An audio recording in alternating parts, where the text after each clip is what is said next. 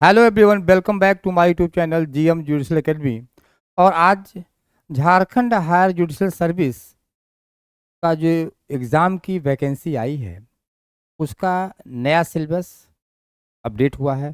Pre में क्या subject include हुआ है, मेंस में क्या सब्जेक्ट इंक्लूड हुआ है, इसी विषय पे हम आज चर्चा करेंगे और इसकी तैयारी कैसे करना है इस पर भी हम आपको बताएंगे। आइए देखते हैं कि झारखंड हायर जुडिशल सर्विस में प्री एग्ज़ाम, पहली बात तो इसमें दिया है प्री एग्ज़ाम होगा और मेंस एग्ज़ाम होगा और तीसरा इंटरव्यू होगा। तो प्री एग्ज़ाम में किन किन सब्जेक्ट को इंक्लूड किया है यहाँ पे ये चर्चा करना जरूरी है। क्या न्यू क्रिमिनल लॉ ऐड किया गया है या नहीं किया गया है, आइए इसको देखते हैं। ठीक है, तो आप यहाँ देखेंगे कि Jharkhand higher judicial service pre exam के विषय में जो सब्जेक्ट जुड़े हैं वो देखिए। तो सबसे पहले प्री एग्ज़ाम के लिए दिया है कि preliminary entrance test shall consist of, यानी कि पहले बात तो इन्होंने कहा कि प्री एग्ज़ाम होगा।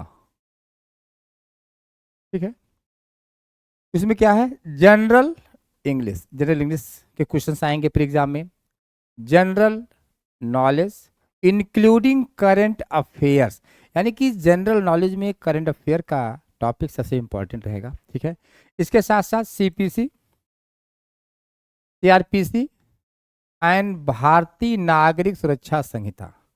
ध्यान दीजिएगा, यहाँ पे आप चीज समझेंगे कि सीआरपीसी भी तो थी ही, इसके साथ साथ बीएनएसएस को भी शामिल कर लिया। ध्यान दीजिएगा, यानी सीआरपीसी प्लस बीएनएसएस यानी भारतीय नागरिक सुरक्षा संहिता को भी इन्होंने, यानी आपको दोनों पढ़ना है। ठीक है, आगे देखिए, एविडेंस एक्ट एंड भारतीय साक्ष्य अधिनियम, यानी कि Indian evidence act plus BSA भारतीय साक्ष्य अधिनियम, दोनों को पढ़ना है। ठीक है, उसके साथ साथ लॉ ऑफ कॉन्ट्रैक्ट और फिर आईपीसी एंड भारतीय न्याय संहिता, यानी कि आईपीसी आपकी जो इंडियन पिनल कोड है, इसके साथ साथ भारतीय न्याय संहिता, यानी कि देखा जाए तो न्यू आईपीसी, दोनों को आपको पढ़ना है। ये बहुत इंपॉर्टेंट है।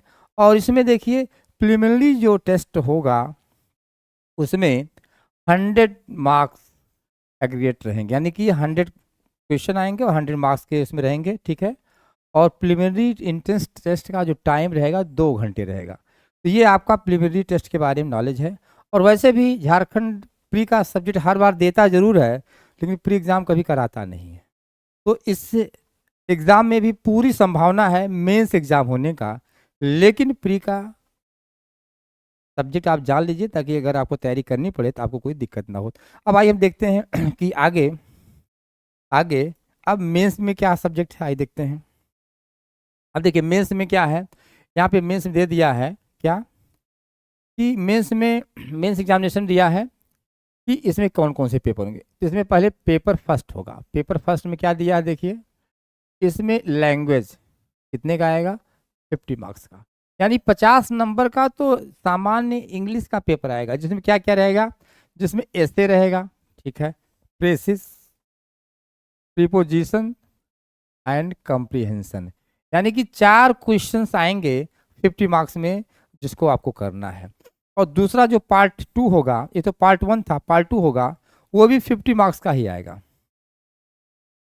पार्ट 2 में क्या होगा, पार्ट 2 में प्रोसीजरल लॉ, जिसमें कि सीपीसी, सीआरपीसी और भारतीय नागरिक सुरक्षा संहिता, यानी कि सीपीसी, सीआरपीसी और भारतीय नागरिक सुरक्षा संहिता को भी इंक्लूड किया, यानी सीआरपीसी सीपीसी दोनों पढ़ना सीपीसी के साथ। ठीक है, उसके बाद लॉ ऑफ एविडेंस, उसमें आपको इंडियन एविडेंस एक्ट और भारतीय साक्ष्य अधिनियम, यानी कि साक्ष्य, नया साक्ष्य अधिनियम और पुराना एविडेंस दोनों आपको पढ़ना है। इसके साथ साथ लॉ ऑफ लिमिटेशन का भी पेपर इसमें रखा गया है। ठीक है, अब आगे देखते हैं इसमें और क्या जोड़ा है। ठीक है, अब देखिए पेपर 2 में देखते हैं क्या दिया, पेपर 2 में क्या क्या पढ़ना है, ध्यान दीजिएगा। पेपर 2 में, पेपर 2 में दिया है देखिए, ये भी, ये कितने हैं, 100 मार्क्स का है। यानी पेपर 1 भी 100 मार्क्स का था, उसमें 2 पार्ट किया था, पेपर 2 में भी 100 मार्क्स का है, जिसमें इसको क्या बोलेंगे, सब्सटेंटिव लॉ का पेपर है। इसमें constitution of India, Indian penal code and भारतीय साक्ष्य न्याय संहिता, इंडियन पिनल कोड और भारतीय न्याय संहिता भी है, law of contract, sale of goods act, TPA transfer property act, NI act, very nice.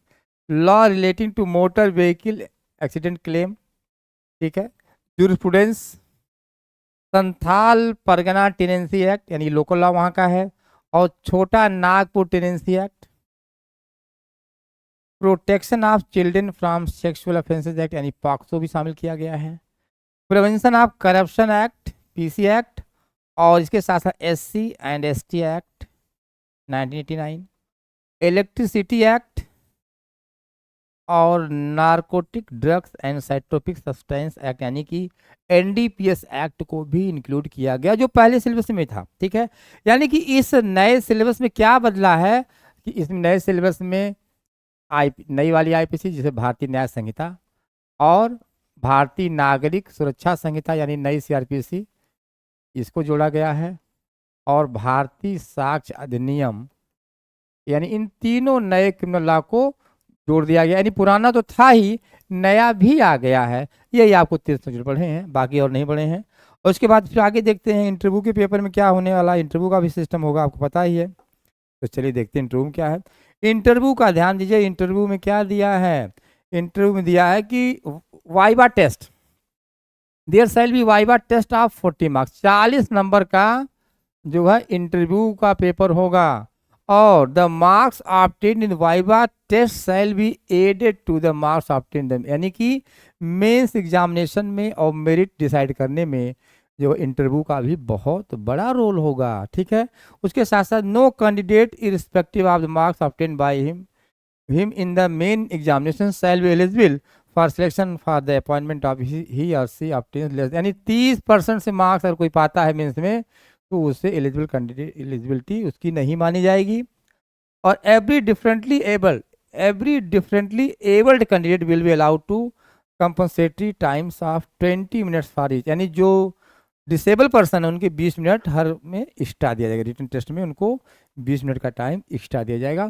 तो ये आपका बेसिकली आपका सिलेबस है, और इस पर मैं बहुत जल्दी अपना एक टारगेट बैच स्टार्ट कर रहा हूँ मेंस का, क्योंकि प्री का सिलेबस दिया जरूर, लेकिन प्री एग्जाम होता नहीं है, इस बार भी नहीं होगा, मुझे ऐसा लग रहा है। आपको सीधा मेंस की तैयारी करनी चाहिए, और आप इसकी तैयारी स्टार्ट कर दिए। और इसके साथ साथ यूपी हायर जुडिशियल सर्विस का भी हमारा जो है प्री का बैच स्टार्ट हुआ है। जो लोग अभी ज्वाइन नहीं किए एक बार उसको फिर से ज्वाइन कर सकते हैं, ठीक है। और आप उसको ज्वाइन करिए और हमारे चैनल के साथ जुड़े रहिए। जो लोग नए हैं वो ज़रूर चैनल सब्सक्राइब करें, क्योंकि मैं नए नए वीडियो जो डालता हूँ उनको उसका अपडेट हो जाएगा। धन्यवाद।